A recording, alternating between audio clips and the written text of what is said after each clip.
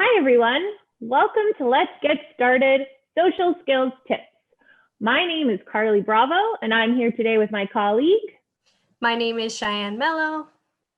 And we are resource consultants from Community Living Toronto that work within the Every Child Belongs model mandated by the City of Toronto within the early years settings.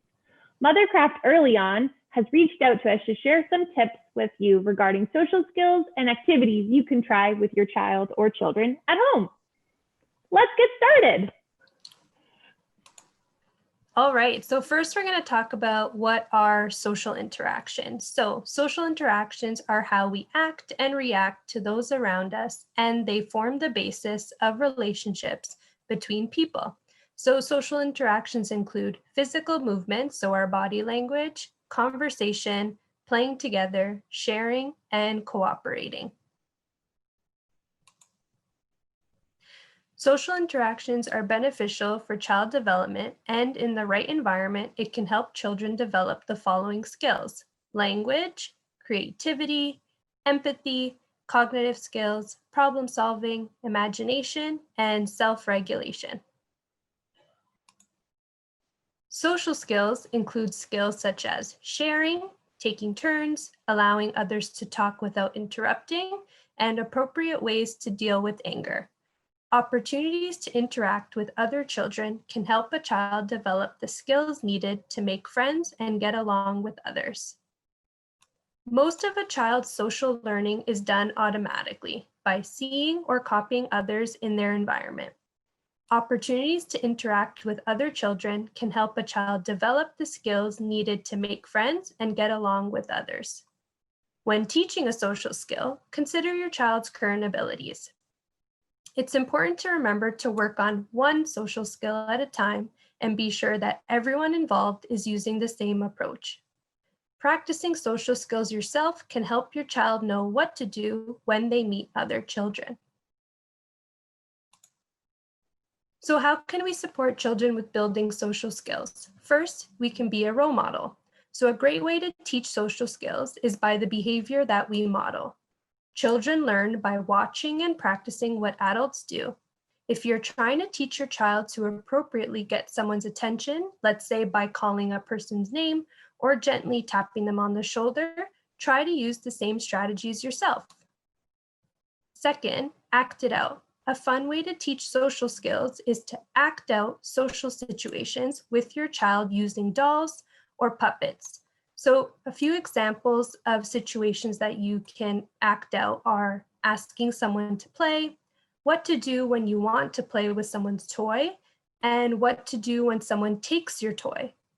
So in the beginning, you should model by playing all the parts. You can keep them interested by using characters from their favorite television shows. So for example, Peppa Pig or Paw Patrol or anything really that your child is interested in. Be sure to speak in an animated voice and use words that your child can understand. Try to act out situations with both positive and negative responses. This will help your child recognize that other children will not always be willing to share or play with them, and that's okay. Third, offer praise. Whatever your child's skill level, praise them for positive behavior. So for example, Carly, good waiting for your turn.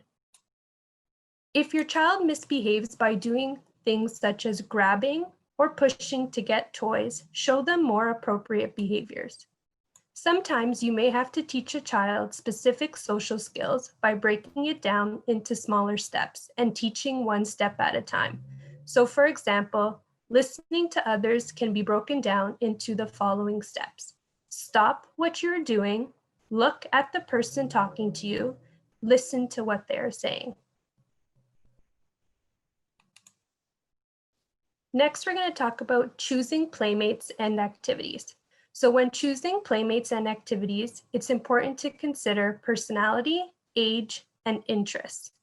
So try to plan activities that suit your child's personality and social skills. If your child is quiet and doesn't talk much, inviting a friend over to watch a video may be a good idea. On the other hand, if your child is very active and energetic, an outdoor activity might be more enjoyable. For children who are most secure at home with a familiar caregiver in the room, planning activities such as baking that require adult supervision can be helpful.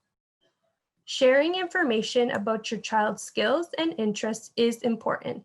They are more likely to use their social skills at school or within the childcare program when they are doing something they do well and enjoy. Sometimes children misbehave to avoid activities they dislike. You can also ask which activities and games are popular at recess and in the classroom. If possible, you can introduce your child to these games at home. It is also helpful to provide information on things that may affect your child's ability to get along with their classmates. So for example, if they do not like to be touched, they can be seated beside other children that are able to keep their hands to themselves. If they are more comfortable playing with one child than a group, they may be encouraged to ask one child to play rather than join in a group. When helping your child make friends, follow their lead and respect their comfort level. Pushing them to befriend a particular child or participate in activities they don't enjoy may lead to disappointment and rejection. Taking things slowly and focusing on fun are more likely to lead to success in the long run. You might also want to try visiting neighbors or extended family members with young children, visiting a local park, visiting a drop-in center or library program, or enrolling your child in a childcare program so they can see and be around other children. Set up a meeting time with other parents who have children of the same age, and attend parent and child classes such as swimming or music lessons together. Due to the COVID-19 pandemic, we understand that maintaining physical distancing is very important at this time. That's why we encourage you to try and practice these skills at home and with other family members or friends that are within your social circle. Next, we're going to talk about people games. So what are people games? People games are games requiring a partner. Modify the play environment so that your child will need you in order to enjoy the experience. So the main goal is to encourage communication. Your child will learn things such as paying attention, starting or ending a game, and taking a turn. Just like with people toys, these games are very structured and predictable. Words and actions are repeated many times, making it easy for your child to take a turn in the play. Remember to make your playtime rock by first, repeating what you say and do, 2, offering opportunities for your child to take their turn, 3, cueing your child to take their turn, and 4, keeping it fun. So the specifics of how you provide opportunities to take a turn and what you can expect from your child will depend on your child's stage of communication. If your child usually plays on their own, you will want to entice them to play and enjoy being with you. If they are just starting to ask to enter play, then the goal is to get more practice at this and to extend the game a little longer. Later, you can provide opportunities for your child to use their words and to take more elaborate turns in the conversation. The trick is to take it one step at a time, give lots of practice, and most of all, to have fun. So here are some examples of people games you can play with your child. Jumping up and down games, horsey rides, swinging games, race car, bouncing, peekaboo or hiding games, and chasing games. So once you get the hang of them, you'll be able to create your own. Don't forget to add music and singing to your games. Now, Carly will be demonstrating some of these examples of people games. So one of the first ones that we showed you were jumping and up and down games. There are lots of different versions of this game. Jumping on the spot involves taking your child's hands or lifting under their arms and counting 1, 2, 3, go, or blast off. On go, lift your child into the air and bring them down again. If your child is small, you can vary this game by tossing them in the air or spinning them. You can also try letting them hold your hands and climb up your legs to flip over. Another version of a game is peekaboo or hiding games. So I have my friend Teddy here to help me demonstrate. So you're going to put a blanket or a cloth over your child's face and say, "Where's Teddy?" And then pull the cloth away and find them. If your child likes tickles or kisses, give them a quick one when you find them and say, "There's Teddy." You can take turns hiding as well. Other variations include hiding behind hands or pillows, etc. And finally, chasing games. Running and chasing games are favorites with most children. Start by running after your child saying, "I'm going to get you." When you catch them, give them a big tickle, hug, or a kiss and say, "Got you." After they understand the games, encourage them to take a turn chasing you. Start by taking a few steps away and then look back at them. Laugh and wait for them to catch you. Then give them another turn being chased. And back to our PowerPoint. Next, we're going to talk about Toy Shop. So every toy has a number of teaching tips in 5 distinct areas of development: language, social, motor, cognitive, and sensory. So language development has 2 main parts: receptive and expressive. Receptive language is the understanding of language. So for example, if you ask your child, "Where's the ball?" and they look at the ball, they have received and understood your message. Expressive language is communication, using language to express thoughts. Most people use a combination of speech, written symbols or pictures, and gestures for communicating. Social. Social skills are lifelong people skills that focus on learning appropriate ways to interact with and to respond to others. Motor. Motor skills allow children to explore and manipulate their environments.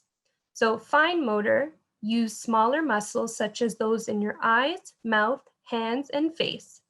Gross motor involves larger muscles such as those in your arms, legs, and stomach. Cognitive or thinking skills.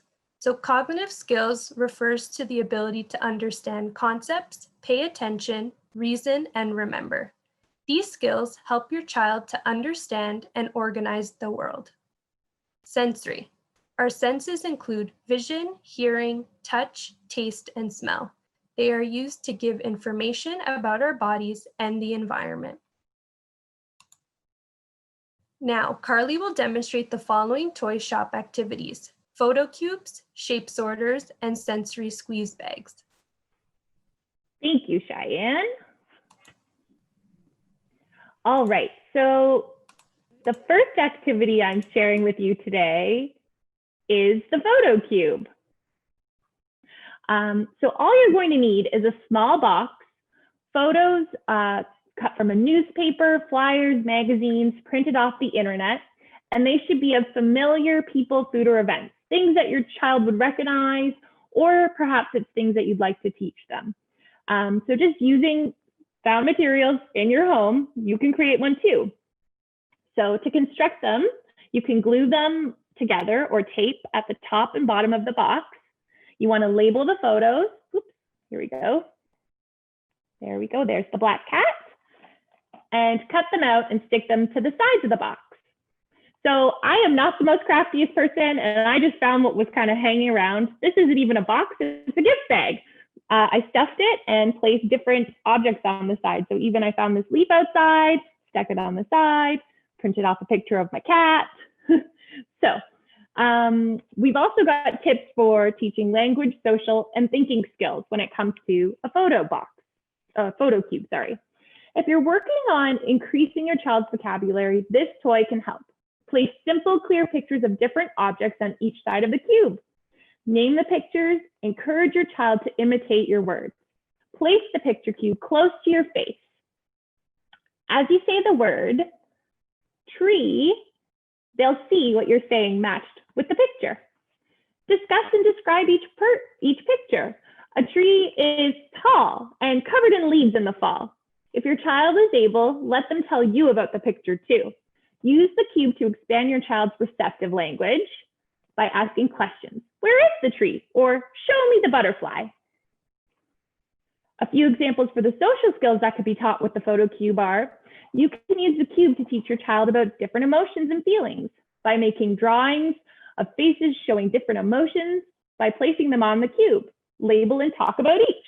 Encourage them to point to or label feelings when they're sad. You can make it a game by taking turns of tossing the cube and imitating the expression of whatever comes up. This also promotes social interaction. Your child is learning to take a turn during a game of toss the cube. And a few examples of thinking or cognitive skills are teaching letters, numbers, colors, shapes, words, sizes, and names of objects, peoples, and places. So I just cut out a letter C from a Cheerio box, and I have a couple more letters on the inside.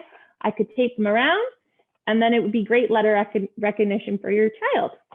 So multiple opportunities and possibilities with just some simple household materials. Alrighty, so the next activity I'm sharing with you is the shape sorter. So again, using those awesome found materials in your home, you can create a shape sorter. All you need is a container, a knife or scissors for cutting, decoration items, and sorting shapes from around your house.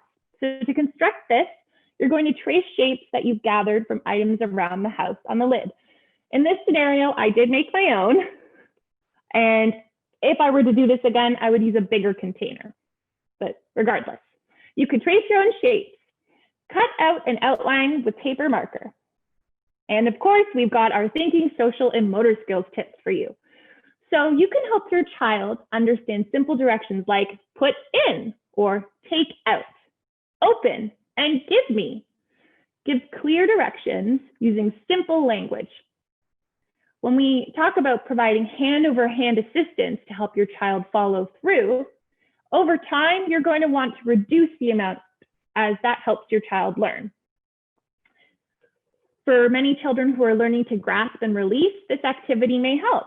Again, using that hand over hand to grasp the shape and assist your child with releasing into the matching hole.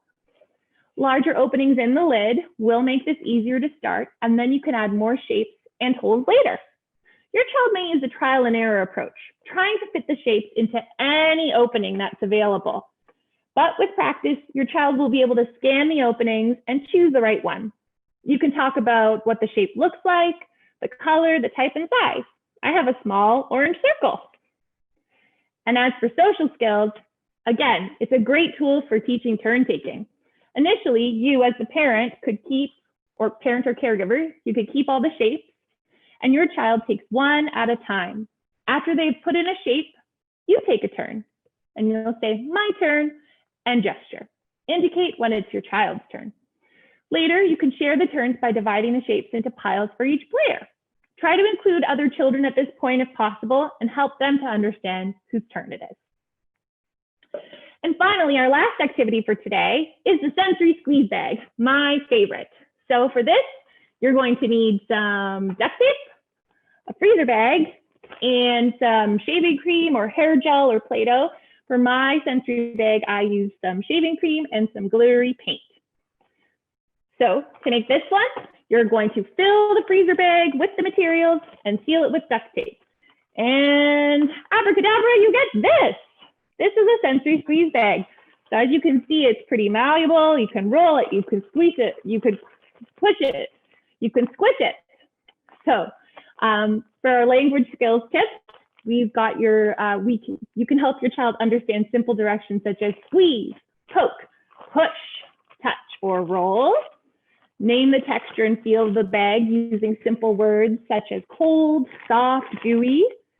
Give directions one time and provide hand-over-hand assistance to help your child follow through. And again, we're reducing that help as they learn how to do it. For motor skill development, we've got grasping and squeezing the bag as this is working on their pre-writing skills, increasing their strength in their hands. And as for sensory skills, we're going to squeeze this bag and it stimulates the senses through touch and smell. I can smell that shaving cream. This enhances our bodily awareness. And you can also make it fun by encouraging your child to place the bag on a different part of their head or on their arm, their shoulder. So you can have lots of fun with just a simple freezer bag. Alrighty, well, thank you so much for joining us today. For more information, please check out ConnectABILITY.ca for lots of ideas and tip sheets. The links to our tip sheets, as discussed, social skills, people games, and toy box activities will be available below. My name is Carly Bravo, and my colleague's name is Cheyenne Mello. Goodbye. Bye.